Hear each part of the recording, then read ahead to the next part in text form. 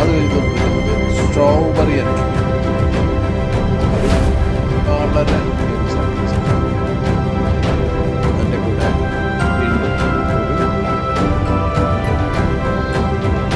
ഒരു 4 രാജകുമാരും 1.5 രാജകുമാരും. അതിൻ്റെ കൂടെ നമ്മുടെ കേക്ക് എന്നൊക്കെ പറഞ്ഞു കഴിഞ്ഞാൽ ടേസ്റ്റ് വല്ലാത്തൊരു ടേസ്റ്റ്. അതിൻ്റെ ബേസ് ചെയ്തിട്ടുള്ള സാധനങ്ങൾ വെച്ചിട്ടുണ്ടാക്കിയതും മറ്റേ 2 എണ്ണം എന്ന് പറഞ്ഞു കഴിഞ്ഞാൽ ചോക്ലേറ്റ്.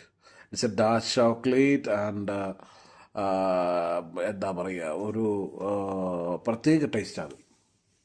ഇത്തിരി കഴിഞ്ഞിട്ട് നേരെ ഞാൻ വരുന്നത് നമ്മുടെ ഈ ആശാൻ്റെ തട്ട തമ്മിയും സൂപ്പ്. ഒരു 2-3 ദിവസമായിട്ട് എങ്ങനെ നടക്കുക യവനെ തേടി.